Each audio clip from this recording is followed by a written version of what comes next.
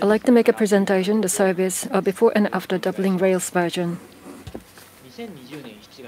The 2020 July, I tweeted like this using my Linkers account. In July to 2020, just 3 months ago, 18th May, we were using Rails 3, and finally it was updated to the latest version 6 project we started 3 years ago with refactoring. It's finally over. So Linkers updated from Rails 3 to 6. It took 8 years for Rails to upgrade from 3.2 to 6, and repository added 400,000 lines and deleted 200,000. So you may be wondering now why Linkers stayed on Rails 3.2 by 2020, and why a refactoring project was started, and how refactoring was proceeded. So I'd like to talk about these topics today. So here's my agenda today. Before answering these 3 questions, the first I'd like to introduce Linkers, and then I'd like to talk about these 3 questions, and then finally upgrade. The first about myself. My name is Ogawara. On the web, I use the ExpertJP. That's my account. I belong to Linkers, an engineering manager meetup staff. So I'd like to introduce Linkers. The Linkers is a name of the company and also the services. I talk about service today. In a nutshell, the service Linkers provide is the matching of the partner companies in manufacturing industry. So as you see here, if manufacturing company looks for their partners, they're registered at Linkers. They may look for the partner for development or maybe for mass production. They look for the partners for various reasons. And then the companies registered at Linkers may self-recommend, or the industry coordinator who are knowledgeable about the local companies may introduce some companies, or Linkers staff may find the candidates from the past cases on the web.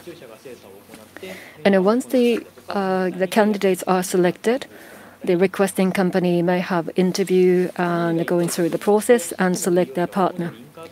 So the point is the users of the system are mostly Linkers staff.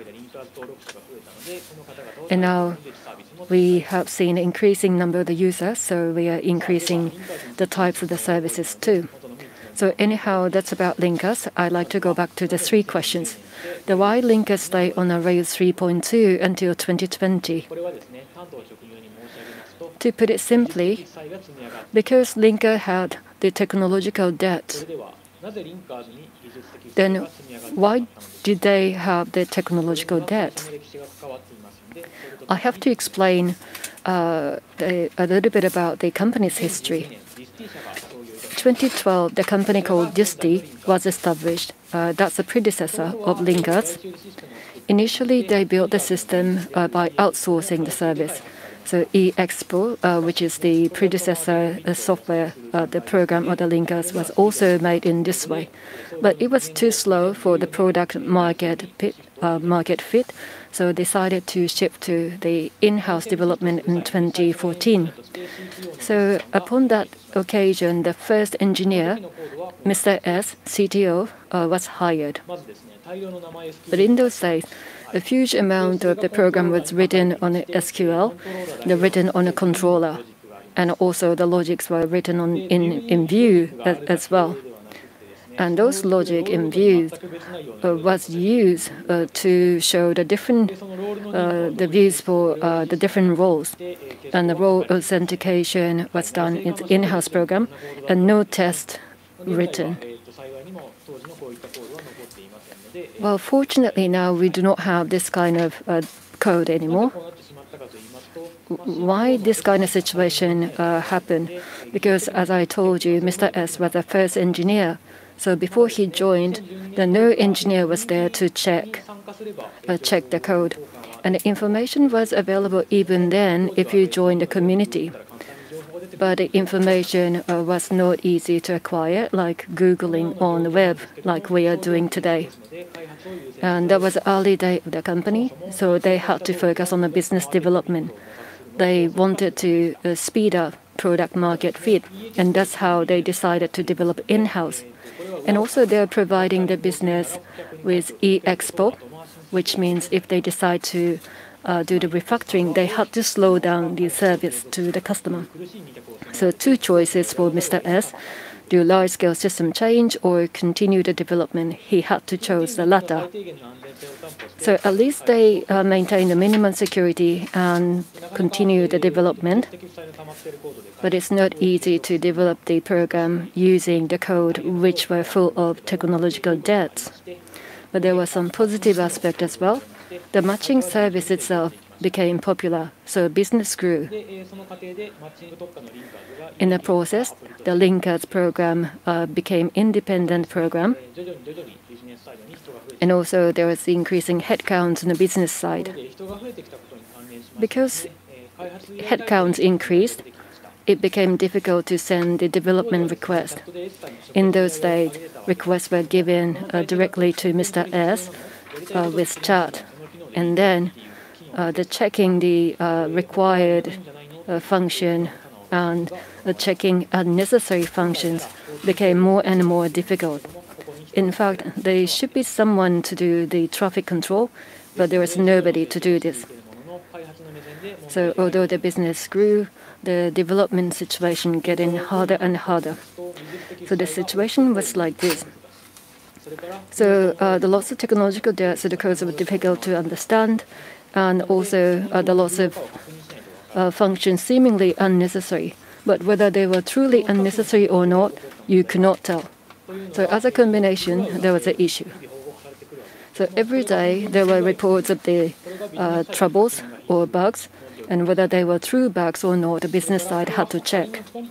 And even if they were confirmed as true bugs, fixing those bugs were difficult because there's lots of technological debts. And while engineer was working on fixing bugs, there were new requests for the development to keep coming. So as a result, there was a serious issue. That was the Rails upgrade was not possible.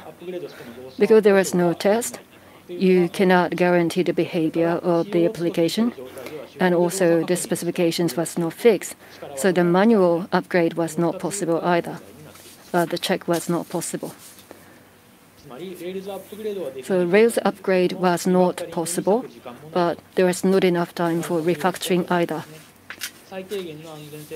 So the minimum security was maintained, but no guarantee for the future if the situation continued.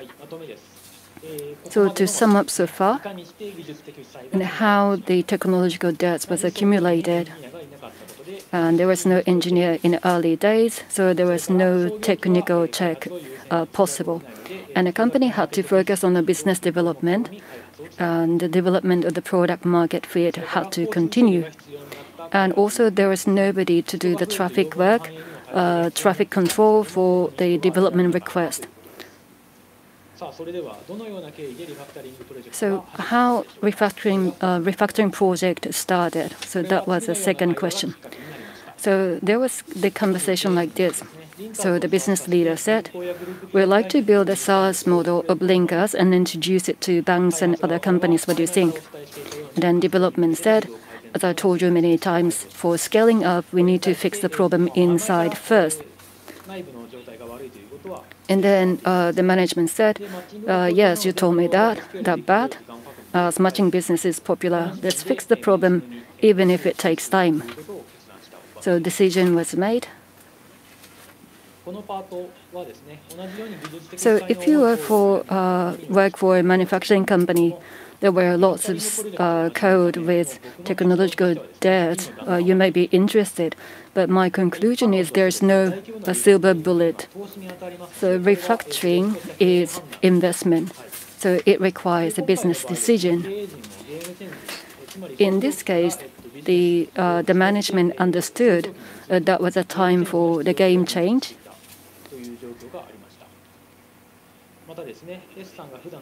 And also Mr. S explained the situation again and again, how bad the situation was. So business leader understood that. And also Mr. S earned the trust with his work. So the third question, how refactoring was done? Refactoring goal is maintainable system. So for code, system should include test. For function, fixed specifications. And then in combination, delete the codes no longer used. But there's a restriction. You cannot stop the service ongoing. So by providing the option, refactoring had to be done. So 3 options. 1, test should be added to the existing code. Option 2, throw away the existing codes and write the new ones. And option 3, redesign the build function by function. But the option 1 was not possible because unless you fix the code, you cannot add the code. And also option 2 was not possible. While you throw away the codes, you just keep adding the codes. Again, fixing specification becomes even harder. So redesigning the function by function, this is actually the hardest because you have to cope with the coexistence of the new codes and old codes. And when you expand the functions, you have to deal with, again, the new old and the new programs. But this process is done function by function, so you can limit the number of stakeholders. And also, once you decide you write the test only to the new codes, you can gradually increase the test. And also, if you find some codes were not rewritten, it means that they are not necessary codes, so you can throw them away. So option 3 was adopted. And how did we do this? MVC Sengu, Shikinen Sengu or Sengu. Software community sometimes use this term. Sengu, like Shinto Shrine Sengu, rebuilding the shrine and transfer of the enshrined objects to the new. So because MVC, so the model. So we allow the new models and old model coexist. So the RDB table and the Rails model will correspond 1-to-1. So what we did for this project was to allow all the models and the new models connected to the same table. We performed refactoring, and once we confirmed that all the model was no longer necessary, we just kept a new model to have 1-to-1 relationship. And because this is a model, so we had to avoid the fat model. As necessary, we have to separate the logic to a plain old Ruby object. And next is about controller and view. So we created a new function without a path, and then added a path. So this is rather common approach, I think. For example, top page to the function A, page of function A. So keeping that path, so without link, we create the new page for function A. So once the new page is completed, it's released and tested with actual data. And after the confirmation, you shift the link and you delete the old page. So you repeat this process for functions, function by function. And also authentication, we introduce Banken and make sure that you don't write the logic for controller and view. So there was a policy established and refactoring project was started. But there was a serious issue. That was the security. So Rails version was old and refactoring had to be done. So security was a very serious issue. So what we did was use a Rails LTS. So security update was available for fees for end-of-support Rails provided by the German company. So Ruby upgrade was also possible. And also, 6 months after the start of the project, 2017, I joined the company and I saw the codes before refactoring. Yes, I saw them with my own eyes. So, 3 years after the beginning of the project, 2020 February, finally we completed the refactoring. And at the end of the refactoring, we will have to delete all the unnecessary codes. These are the merge request differences. That means these are the codes that will have to be deleted. In total, there were 75,000, and those two merge releases were done at the same time. So when I press the bottom to release, my fingers shake. And so this is how it's changed after that. So the number of actions have reduced to half from 1890 to 850. Also, the test coverage was almost zero, have been increased up to almost 95%. So now it's time to do the Rails upgrade.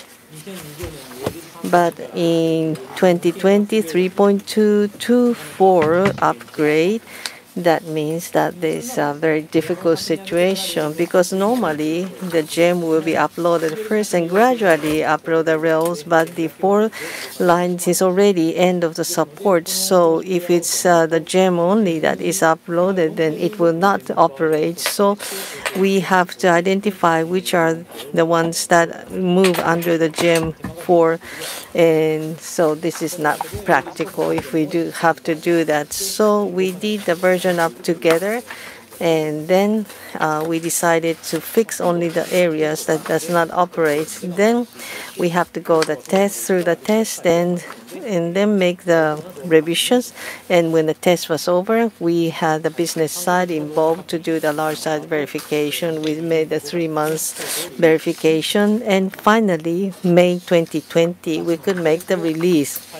And just 2 months later, the latest version from 5.2 to 6.0 upgrades were done. And now the areas that were improved after the upgrade, the security patch could be applied easily. And we don't have to just watch the fragility. We could right away put the patch. And also the official manual became easy to use. You don't have to look for the version of 3 and so on. So it is now easier to refer to, and the performance is apparently getting better. So happy ending. And my presentation is up to here, but actually not true, because there are still many problems remaining. Since we had technical debts being piled up, and we have not solved the reason for that. Well, actually, my presentation is made up of 2 parts. We just talk about the before as part 1, and the upgrade has been successful. That's the end of part 1. Now I'm going to the part 2, which happened afterwards. Well, S have retired of CTO right before the upgrade, so I myself had to lead the linkers development. That means that I became responsible for the service that we provide. Then I thought about this. Well, the code is very clean right now, but I don't think that the development can be continued in the same clean situation. And first of all, I have to think why the technical debt has been piled up. Well, the technical debt, it was the metaphor first mentioned by Ward Cunningham, with a metaphor using the money, and this is my understanding. And so technical debts are something that obstruct the possibility of changing the software. Now the question will be, why do we need to change the software?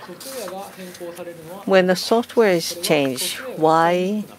Because the software becomes difficult to use. Then why does the software become difficult to use? That's because the business models will be changing. And the business models, why do they need to change? It's because a business model becomes obsolete and gradually they're not operating anymore. And why does it become obsolete? That's because the business environment is changing. And when we think of the business change, many people might think of the pandemic, but the software change itself is also impacting the market. So the change of software will impact the market, the business environment will change, the business model will become obsolete, and the business environment will change, and the software will not be able to be used. So that's the circle that we're getting. So in one word, what we want to say is that software needs the constant change. Software business always changes. So that means unnecessary, not considered codes will be increasing. Well, codes that are easy to use are good design, but it is not possible to make every prediction of which code will need to be changed. And also, this is a human-made thing, so there are some codes that are not good. So I can say that technical devs are two types. One is the technical devs on the function side. I should call the function dev, and the code side. So I should call it the code dev. So there are these two types. And in the first part, I also handle these functional devs, but this is also a technical dev. So by always having the changes of software, and if the technical devs will be accumulated, that means you always have to be working to solve this issue. Based on that, again, I would like to look back on how we had the technical devs being accumulated. When the founding place, the engineer was not here. This has already been solved, and now we have many engineers within the company. And secondly, that we put priority in development. This has been maybe half has been solved. And the third, about the needs for the traffic control. This is totally not solved. We don't have anyone who would do the traffic control yet. Well, there are many items we need to develop. That means there are many technical devs being accumulated. And since there's nobody who will do the traffic control, that means that the functional devs will be accumulated. And also we would have to make excessive functional depth. So we have to continue and consider how we can avoid having the functional and code depths being piled up. So first of all, the functional depths. Once I become a team leader, it was same as when S was there. I already had inquiries on the chat directly. This was very difficult because I always have to be in front of the chat. Whenever I receive the chat, I will have to stop my own work. And since it's a human being, I could not ignore. So I could have to put them on high priority. So I was involved in the woodcutter's dilemma. The woodcutter with the rusted axe do not have the time to sharpen axe, but that takes more time for the work. So just like that, I had to spend more time on responding to the inquiries, and I could not make time to make the improvement. So I made this as escalation, and I asked the product backlog to be made. The product backlog is defined in the Scrum guide. It's a list of things necessary for the product improvement. But who's going to make this list? So let me go back a little bit more before the upgrade. Another S have joined the company, and this person has worked on a function and also organizing the information that was in the applications. So this new person became the product owner. Product owner will study the product backlog and decide the priority. So whenever somebody will issue a ticket, we'll go through this person, and development will be conducted in the order. And so we can know what are the unnecessary functions. And so I was free from the woodcutter's dilemma, and now I had more time. So I could spend my time considering how I can reduce the code depth. But I would like to think about the anti-pattern to when we want to solve the code depth. There are two types. You fix it when you find it, or you fix it when you have some leisure time. So when you try to fix it when you find it, most of the times you forget about it later. Or when you say that you want to fix it when you have leisure time, but that leisure time will never come. So maybe you could raise a ticket when you find it, and later you put them together and do that at the same time. I think many people are doing this same way. So once you find some problem, you would just take notes and issue a ticket, and afterwards you would take actions. But if you're the only one who know what is written, then nobody will know what's there. And so once you raise a ticket, you will have to take care of that. So nobody would like to be the first one to raise the issue. So I have to think of the anti-pattern for the code depth. Write down when you notice and regularly take time and share the issues. And the first one to find does not necessarily become the one who has to fix it. So that's I came to think of the ground leveling system. That's during the development. If you find some technical debt, you will have the dedicated spreadsheet. So you just fill that. That's the only thing you do, but you don't issue a ticket. And also roughly decide once a week or once a day, and then regularly check it with all the members and share the information. And if you find that this is not a well thought idea, then you just can ignore that and then decide it. What is a priority? And also the numbers that are written just in one day should be taken care. And also once every Friday of the month, we decide that the date of level grounding and take care of all the things. And the priority is decided by myself. And 1 week is also be included in the sprint. And only once a week, one idea. So this way, we made a system where we will work for the technical and for the functional and the code depth. So now let's look back here. So in the early times of the founding, the development was having priority. So this has been solved. And for the functional depths, the product owners will put together all the requests, and by dealing with that, now the problem is solved. And also, what I thought is most important when making this system was a communication with the business side.